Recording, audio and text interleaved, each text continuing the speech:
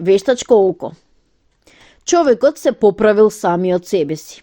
На своите природни очи им додал стакла.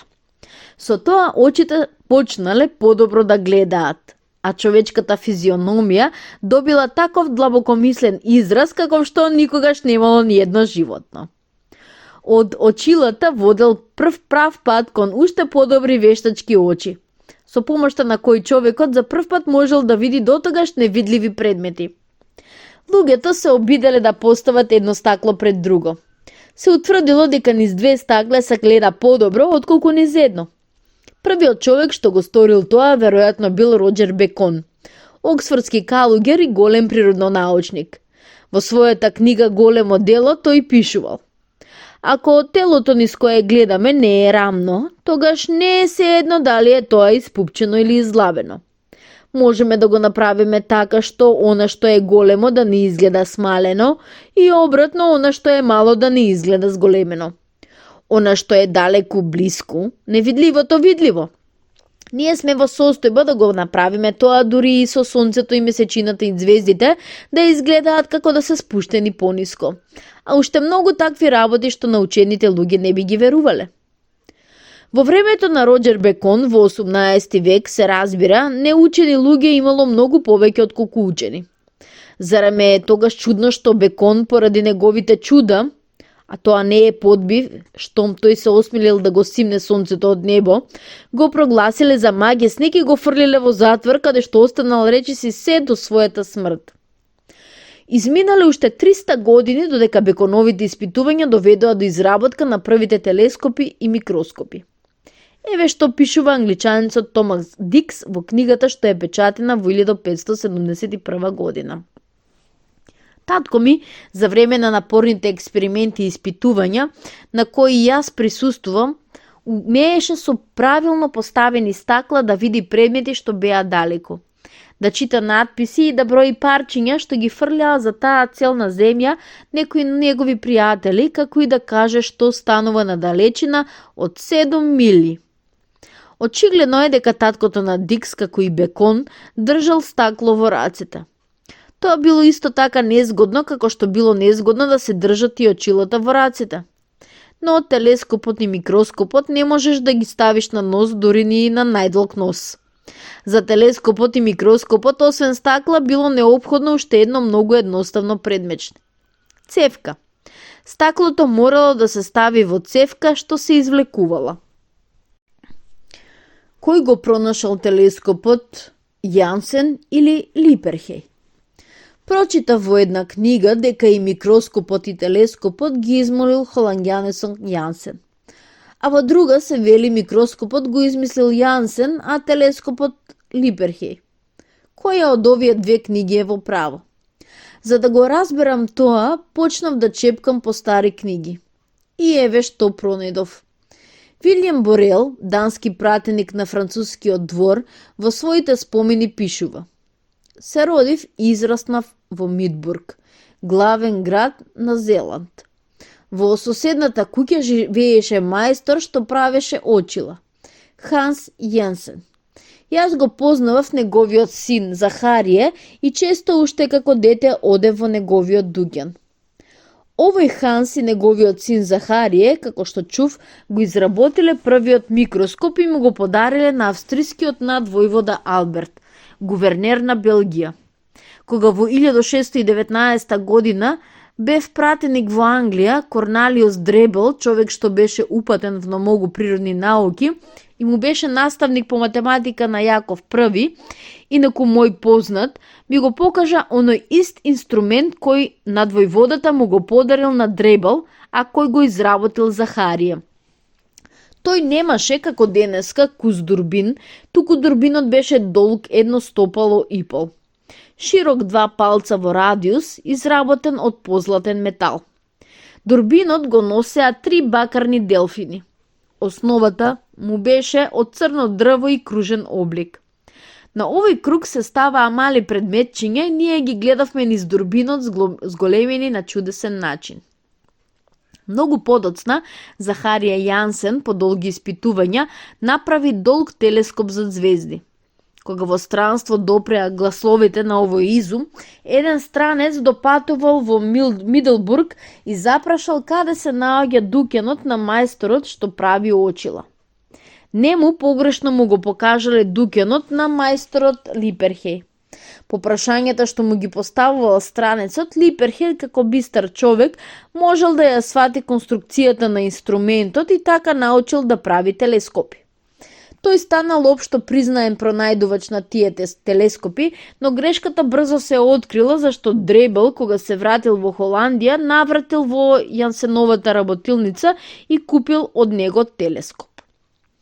Од оваа приказна се гледа дека во тоа време мајсторите ја криеле еден од друг тајната на својот занает. Јансен и Липерхеј живееле во еден град, но за да научи Липерхеј да изработува телескопи, морал од странство да дојде патник кој случајно се интересирал за микроскопите и за нивната изработка. Кога на небото има од ненадеж 4 месечини. Микроскопот и телескопот беа направени. Што можеа луѓето да видат со нив?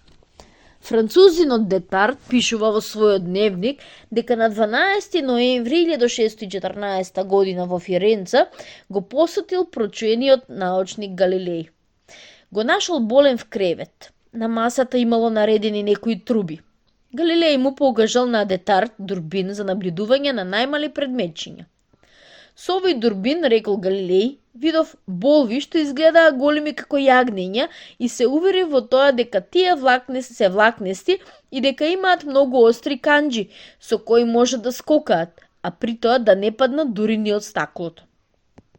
Многу поинтересни работи видел Галилеј низ телескопот. Дурбинот тој го управил кон месечината и видел дека на месечината постојат големи планини. Го видел и Јупитер и открил дека околу него се наоѓаат 4 месечини што трчаат една по друга. Погледнал и на Млечниот пат и неговите магли се распаднале на многу ѕвезди. За своите пронајдоци Галилеј напишал дело што го нарекол Весник над ѕвездите. Веста што ја донесол овој весник ги зачудила сите, како тој весник на вистина да слегол од небо. На Галилеј не му поверувале. Нему му докажувале дека тоа се само оптички измами, зашто луѓето уште со векови верувале дека Земјата е единствениот свет што постои, а небесните сфери се тие што се вртат околу неа. Поинаку не можело да се верува. Затоа постоела црквата што се грижила за верувањето на луѓето. И одеднаш избива на видело дека небото ни одблизу не е онакво какво што го замислувале, дека Земјата е само еден од безбројните светови во Вселената, само една планета на сончевиот систем. Што можеше сега да се прави? Се раскажува дека некои научници одбиле да гледаат низ телескоп за да не ја видат вистината. Но делото било довршено. Небесните сфери, кои уште порано ги разнишал Коперник, сега наполно го се урнале. Галилеј го завршил она што го започнал Коперник. Ја поставил Земјата на незиното место. Така телескопот само за неколку вечери го побил она во што се верувало со векови. Кога се ставала ламбата на маса, туку под маса. Од тогаш, кога Галилеј го насочил дурбинот кон небото, луѓето многу работеле да ги подобрат своите вештачки очи. Ако ги погледнеме старинските микроскопи во музеите, ќе видиме дека тие се менувале, дека луѓето ги усовршувале за да можат се подлабоко и подлабоко да навлезат во светот на малите предмети, во светот на малите живи суштества во микросветот. Најголема пречка што ги спречувала луѓето да ги наблюдуваат малите предмети бил мракот. За да го растера мракот во големиот свет, човекот создал оган, ламба, свеќа. Требало и во светот на малите предмети некако да се внесе тој оган. Но како да се постигне тоа? Ако пред микроскоп ставиме ламба, под дурбинот ќе падне многу малку светлина. Потребно е некако светлината да се натера таму. Во прво време тоа го правеле со стаклени топки, наполнети со вода. Со такви топки дури денеска се служат јувелирите. Еве го, например, микроскопот на Роберт Хук, проучен англиски физичар. Време 1665 година. Под дебелиот микроскопски дурбин се наоѓа мува надената на игла. Покрај него стои маслена ламба, а пред ламбата голем стаклена топка со вода. Топката ја собира светлината од ламбата и ја насочува кон мувата. Но вака може да се проматраат предметите само однадвор. А како да се вникне во нивната внатрешност? Например, во внатрешноста на зелениот лист, да се запознае подобро неговата внатрешна структура. Затоа е потребно ламбата да биде не отстрана, туку долу под микроскоп. Тогаш светлината ќе навлезе во предметот и целата негова внатрешна структура јасно ќе се гледа. Ламбата да се стави под микроскоп? Каде? Под маса? Да, наедноставно би било кога би се ставила токму под маса, на подот. За да помине светлината низ маса, треба да се направи дупка. Микроскопот на Џон Маршал наместо игла имал израшетана подметка. На решетката ставил рибче. Под масата ламба. Светлината минувала низ рибчето и ги осветлувала сите негови коски. Но од маслената ламба слабо се гледа. Може ли да се направи така што и во малиот свет да свети сонце како и во големиот? Тоа може да се стори. Треба само да се фати сонцето. А сонцето може да се фати само со огледал. Еве го Колпајперовиот микроскоп од 1725 година. Овдека наместо свеќа имало огледало, а наместо голема маса со дупка, мала подметка со дупче. Овој микроскоп е веќе сосема сличен на денешните. Ако одиме уште понатаму и ако стигнеме до денешниот микроскоп, ќе видиме многу сложени и совршени направи, што зголемуваат не 40 пати како хуковиот микроскоп, туку 1000 пати. Со таков микроскоп може добро да се наблюдува не само болва, туку и таков ситен предмет што е делче од тутунски чад и толку ситно живо суштество како што е бактеријата на туберкулозата или тифузот. Бактериите се толку мали што во една капка вода може да ги има толку колку што има луѓе на земјината топка. Како се патува во светот на малите предмети? Постојат многу приказни за патувањето на другите планети, за марсовидните жители на Марс, за селенитите жители на месечината. Но сите тие приказни се измислени. Никој не знае дали има живот на другите светови. Телескопот уште не успеал да открие во Вселената ни едно живо суштество. Со микроскопот не беше така. Штом проникнале луѓето во светот на малите предмети со помошта на микроскопот, тие таму нашле жители. Во секоја капка вода, во секоја трошка земја постојат милиони живи меурчиња, стапчиња, кончиња со наразновидни и најчудни облици. Некои од нив се подвижни, како што се дрвата и тревите на нашиот голем свет. Други, како животните, птиците и рибите, набрагу се премостувале, се превртувале, се туркали и се тискале во место, се фрлале од една страна на друга, помагајќи се со брзи свиткувања. Жителите од микросветот се многу мали. Мерката за должината на микроскопот е микрон, 1000 дел од милиметар. И така растот на микробите, жители на микросветот, се мери само со микрони. Изгледа дека овие ситни суштества не можат да ни бидат нам, на луѓето, ни штетни, ни корисни. Што може да му стори на човекот микробот кој во споредба со него изгледа како планината спрема зрно песок? Но се докажа дека микробот може да биде посилен од човека. И кога микробите ќе го нападнат човека со милиардити армии, не е редок случај човекот да подлегне. Во старо време имало случаи невидливите армии од микроби да опустошат цели земји, а никој да не знае од каде дошла несреќата и кој е виновен за смртта на 100.000 луѓе. Со непријателите од микросветот започнала вистинска војна дури тогаш кога ги забележале, кога е најден микроскопот. Оваа борба на светови продолжува со се поголем и поголем успех за нас.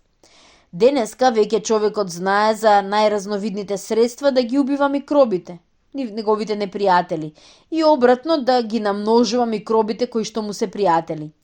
Во секое време секој од нас може да побара во аптека лек против дифтерија за да се бори против микробите на дифтеријата, или по пошта да порача од лабораторија група микроби пријатели за правење сирење или за наѓубрување на земјата. Како да се минат границите на микросветот? Човекот успеал да проникне во микросветот. Но што се наоѓа надвор од границите на микросветот? Постојат ли живи суштества што се помали од микробите? Научниците тврдат дека постојат. Но како да се видат оние најситни суштества? Со микроскоп тие не може да се видат. Можеби е потребно некако да се подобрат стаклата, да се измени нивниот број и распоред. Не, тоа нема да не доведе до ништо. Микроскопот има своји ограничувања. Колку се оди подалеку, тој гледа се послабо и најпосле ја откажува способноста за распознавање. Како да се мине таа граница? Овдека пак се зависи од осветлението. Кога се гледа во темна соба, подобро е отколку во светла. Понекогаш во темна соба подобро гледаме отколку во светла. Во светла соба, например, не ги гледаме делчињата од правот што секогаш ги има во воздухот. Но ако ги замрачиме прозорците и оставиме само една тесна лента непокриена, тогаш во светлиот зрак веднаш ќе заиграат и ќе затреперат 1000 делчиња прав. Ете, таа појава ја искористија научниците Зидентипорф и Жигмонди и направија ултрамикроскоп кај кој, како кај нестарите микроскопи, светлината не паѓа на препаратот оздола, туку одстрана. Само ова не е светлина од маслена ламба, туку најсилна електрична светилка. Во темниот простор, во полето за гледање на таквиот микроскоп, како делчиња од прав во сончевиот зрак светат најситни зведнички, делчиња што со обичен микроскоп не се гледаат. Така навлегува човекот во малиот свет. Тоа е многу интересно патување. Тоа ни покажа дека и најмал предмет може да биде многу голем по своето значење. Погледайте всушност со што се занимаваат научниците. Биологот го интересираат клетките на ткивото и микробите што се гледаат само под микроскоп. Леарот што ракува со мартинови и високи печки, ни за момент не ги заборува малите микроскопски зрнца од кои се состои металот. Од тие зрнца зависи дали металот ќе биде цврст или кршлив, тврд или мек. Хемичарот ги проучува ситните делчиња од материјата, молекулите, кои се толку мали што не се гледаат под микроскоп. Физичарот оди уште подалеку во сршта на атомите, до такви делчиња чии мали размери е тешко дури да се замислат. И сето ова затоа што од малото зависи големото, а од животот на клетките зависи животот на човекот. Од судбината на атомите, судбината на ѕвездите. Постојат ли очи големи како кула? Во една приказна за деца се раскажува за едно куче што имало очи големи како кула. Кучињата имаат такви очи само во приказните, а човекот, ете, навистина ги има. Тоа се вештачките очи, телескопите. Очите телескопи гледаат 100 па и 1000 пати подобро од обичните очи. Обичното око гледа на небо само околу 3000 звезди, додека телескопот открива 100 милиони. Во една астрономска книга што ја читав како дете се вели: со никаков телескоп не може да се навлезе подалеку од оние звезди што се оддалечени од нас на 12.000 светлински години. Светлинска година е една од најголемите мерки за должина, а не за време како што би можело да се помисли. Тоа е она растојание што го поминува светлинскиот зрак за една година. 12.000 светлински години, тоа е огромна далечина. Па сепак чудното око успеало да навлезе и подалеку. Писателот на астрономската книга сгрешил. Измина речиси 4 век, а за тоа границите на Вселената се изменети уште за 100 милиони светлински години. Со најголем телескоп може да се видат маглини што се оддалечени од нас за 190 милиони светлински години. Еве што вели за тоа астрономот Джинс. Светлинскиот зрак, што ни ја носеше веста за постоењето на оваа далечна маглина, веќе го беше изминал 500-тиот дел од својот пат во времето, кога на Земјата човекот уште не постоел. Кога овој зрак сосема се доближил до Земјата, на неа никнал животот, се создал човекот и направен е телескопот со кој е фатен тој зрак. Телескопот за кој се зборува се наоѓа во Америка во обсерваторијата на Вилсоновата планина. Неговиот дурбин е сличен на кула со железна конструкција. Должината на телескопот изнесува колку и тежината на една голема локомотива – 90 тони. Пречникот полни 2,5 метри. Еве какво огромно око направил човекот за себе. Отворот на ова око во просек е околу 250.000 пати поголем од нашата зеница. Тоа значи дека исто толку собира и светлина. Затоа вештачкото око ги гледа и оние ситни ѕвезди кои се просто око никогаш не може да се видат. Кога такво огромно око би било окото на живиот човек, тој човек би бил гигант, висок цел километар. Се разбира, астрономи гиганти нема. Но на астрономот не му е ни потребно да има голем раст. Треба само да се види колку вешто управува со копчињата кога треба да погледа со своето големо око на еден агол од звезденото царство. Како да се научиме да гледаме во мрак? Микроскопите и телескопот ги измислиле границите, ги изместиле границите на видливиот свет. Но има граници кои со никакви дурбини не можат да се изместат. И со најголем микроскоп и телескоп во полмрак нема да видиш ништо. Фотографската плоча гледа подобро отколку човечкото око. Погледајте ја сликата што се наоѓа на оваа страна. Таа е направена во 1000 дел од секундата. Зарем окото би ги забележало овие мали фантастични водоскоци што избија во млегото кога во него падна една капка од лажичето. Фотоплачата го види и она што со голо око не може да се види. Око без светлина е слепо, дури ако има некое помошно средство. Може ли некако да се успее да се гледа во полмрак? Може би ќе може кога би се заменило вистинското око со фотоплоча. Но ни фотоплочата не гледа во мрак. Секој што снимал знае дека на плочата и е нужна уште повеќе светлина отколку на окото. Па сепак токму фотоплочата може да не извлече од незгодата. Со своето природно око не можеме ништо да сториме. Ние не можеме него да го натераме да го види она што него гледа. А вештачкото око, фотоплочата, можеме да ја менуваме и усовршуваме. Можно е да се направи емулзија, смеса, со која е премачкана плочата, така што да може таа да го види она што пред тоа не можела да го види. Овдека треба да се сетиме дека дури и во полмрак сите предмети светат, со невидливата светлина на топлинските зраци. И колку што е предметот потопол, толку е неговата светлина посилна.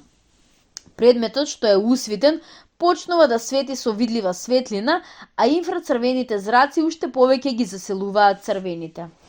За наша несреќа, фотоплочата не само што не ги гледа топлинските инфрацрвени зраци, туку таа не ги гледа ни обичните, црвените. А можеме ли да ја натереме да ги види?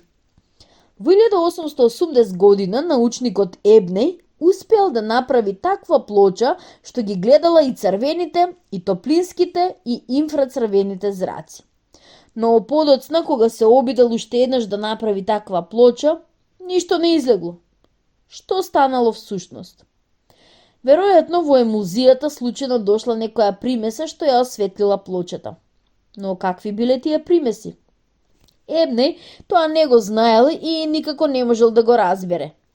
Цели 26 години научниците настојувале да ја решат оваа загадка и дури во 1906 година одново успеале да направат емулзија чувствителна на топлинските зраци.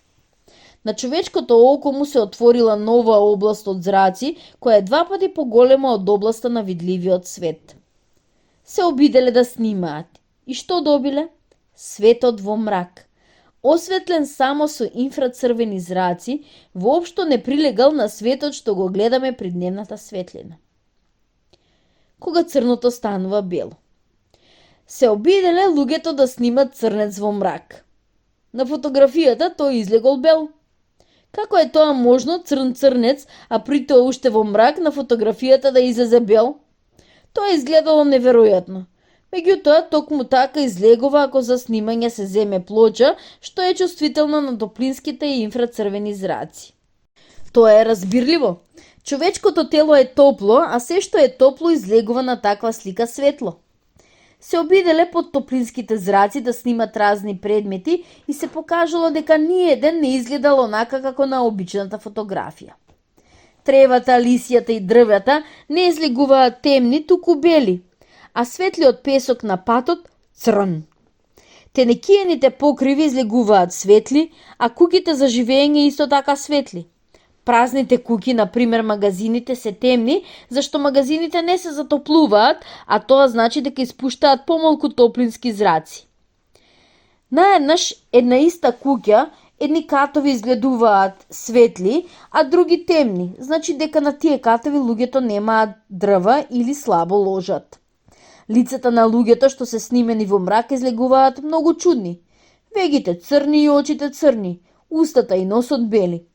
Изгледа дека носот и устата ни се потопли отколку очите и вегите.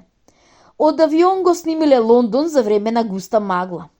Со голо око не можело ништо да се види, а на фотографијата се распознавале и куќите и луѓето. Меѓутоа, нијансите на црното и белото биле толку измешани, што фотографијата морале да решаваат како крстословка. Во Британскиот музеј се чуваат египетски ракописи, напишани на кожа пред 3000 години. Со време кожата станала темна и црните хиероглифи се стопиле со основата. Ракописот го снимиле со инфрацрвени зраци и невидливите хиероглифи станале повторно видливи. Дали ѕидовите имаат очи? Представете си дека во затворен магазин ноќе влегол крадец. Стражар нема. На улицата ни жива душа.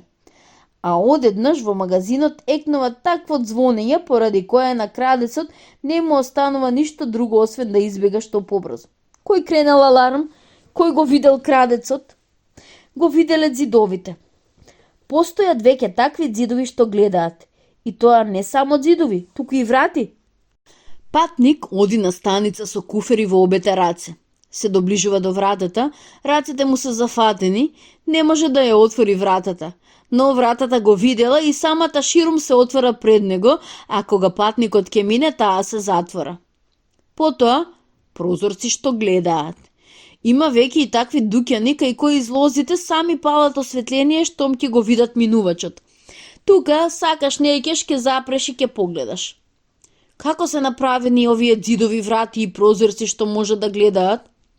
Всушност, човекот направил очи не само за себе, туку и за предметите. Тој создал такво око со кое можеш да го снабдиш секој предмет што ќе прогледа или подобро речено ќе се однесува како да гледа. Тоа е електричното око, фотокелијата. Кога ќе патне светлина на фотокелијата, се затвора колото од струја. Оваа струја е многу слаба, меѓутоа тоа може да вклучи електромотор или да помрдне стрелка од прибор за мерење. Сега е разбирливо како се направени ѕидовите, вратите и прозорците што може да гледаат. На нив има прицврстено електрично око. Кога пред окото доаѓа човек, со своето тело тој ја скрива светлината, што кон тоа око е насочена од малиот проектор. Светлината се прекинува и поради тоа механизмот почнува да работи, да ѕвони за аларм или да ја отвора вратата. На една наша детска техничка станица малите деца направиле ваков автоматски стражар, што кога ги забележувал нарушителите на границите, за тоа ги известувал граничарите. А освен тоа, и стрела со митралес. Ако се монтира електрично око на фабричен струг, тогаш и стругот ќе прогледа. Фотокелијата ќе управува со неговиот механизам и стругот ќе се однесува така како да гледа што работи. Например, на стругот е монтирано електрично око. Ова око будно го следи работникот. Ако раката на тој работник случајно западне во машината, електричното око тоа ќе го види и стругот одеднаш ќе запре и нема да го повреди при тоа човекот. Друг пример. Електричното око е поставено спроти едно бескрено платно по кое се лизгаат разни предмети. Окото ги брои тие предмети, а вештачката рака на роботот што пишува или смета ги бележи броевите. Така човек може да се ослободи од тешката и еднолична работа, пребројувањето. Уште еден пример. Кога се прават цигари, се ставаат во кутии, така што надписот ќе биде свртен нагоре. И изгледа дека овде машината нема никаква работа, овдека мора да се работи со раце. Како машината може да знае дали цигарата легнала на надписот нагоре или надолу? Но ако на машината за пакување и се додаде електрично око или механизам за виткање цигари, машината многу лесно ќе ја врши работата која досега морало постојано да ја вршат луѓето. Кога сонцето и ѕвездите ги палат фенерите. Во 1933 година во Чикаго имало голема изложба. Уште пред изложбата во сите весници било објавено дека изложбата нема да ја отвори човек, туку ѕвездата Арктур. Над ѕвездата и било наредено во определено време да ја запали светлината на сите згради на изложбата. И ѕвездата послушала. Ја запалила светлината точно на време. Тоа било изведено вака. Светлината од ѕвездата била фатена во телескоп, низ кој не гледало обично човечно око, туку фотокелија која со специјален механизам ја запалила светлината. Впрочем, сосема е непотребно работата на фенерџиите да и се доверува на некоја ѕвезда. И сонцето може да гасне и да пали светлина. Тоа би можело навечер при своето заоѓање со последните своји зраци да ја запалува светлината по улиците, а наутро да ја гасне. Во некои градови во Америка сонцето веќе ја врши оваа работа. За ова не е потребен премногу компликуван механизам. Над зидот од стаклено звонче се наоѓа фотокелија. Долу во котијата има специјален механизам што е врзан со фотокелијата и со електричната мрежа. Кога сонцето заоѓа паѓа мракот, а поради тоа слабе е струјата на фотокелијата. Механизмот во кутијата почнува да действува и ја пали светлината. Пред да зајде, сонцето им прави последна услуга на луѓето. Ги пали светилките по улиците. Како да им дадеме работа на сенката и на чадот? Што се не можеме да порачаме од фотокелијата? Можеме ли, например, сенката од стругот да ја натераме да управува со стругот? Би изгледало дека не може. А тоа сепак веќе е достигнато со фотокелијата. Веќе постои таков автоматски струк на кој е монтирано електрично око. Тоа внимава на сенката што ја фрла стругот над зидот. Според тоа, како се вади струготината, се менува и положбата на ножот и обликот на предметот што се обработува. Фотокелијата тоа го гледа и без човечка помош управува со стругот според потребата. Или втор пример. Познато е дека секоја ложилница има свој оџак и од оџакот излегува чад. Но дали им е на сите познато и тоа дека чадот што излегува од оџакот може да се натера да управува со ложилницата? Да, и таков уред веќе постои. На оџакот се наоѓа електрично око. Електричното око го гледа чадот. Ако е чадот црн, значи дека во лежлисото има малку воздух и дека јагленот не прегорува наполно. Електричното око вклучува мал мотор. Моторот движи една електрична рака, механизам што ја отвора вратата за да влезе во ложиштето повеќе воздух. Така, човекот создавајќи вештачко око, му дал работа дури на она што не можеш ни да го фатиш, ни да го стигнеш. Сенката на стругот и фабричкиот чад. Предметите прогледаа. Кон какви ли прекрасни изуми ова ќе не доведе? Ке се обидеме да погодиме некој од тие изуми. Електричното око заедно со звучник може да се монтира на книга и книгата сама себе гласно да се чита. Окото може да се намести и на автомобил и автомобилот ќе гледа и ќе ги обиколува пречките. Окото може да се спушти и на морското дно до таква длабочина до која нуркаш не може да стигне и таму се да разгледа, се да испита и да го извести за тоа својот господар човекот. Може да се испрати над облаци заедно со балон сонда и да разгледа што станува таму. Не чекаат 1000 такви изуми во кои, како што рече Роџер Бекон, неучениот човек не би можел да верува. Вештачкото око се појави неодамна. Човекот туку што се учи со него да владее. Орудието на човекот, неговите вештачки раце, веќе имаат 100.000 години, а вештачкото око има се на се 600 години, ако се земе појавата на новите очила. За овие 6 векови, човекот навлезе во невидливиот свет на најбалите суштества. Летна до најодалечените звезди. Научи да гледа во мрак, па дури им овозможи на своите предмети и тие да гледаат.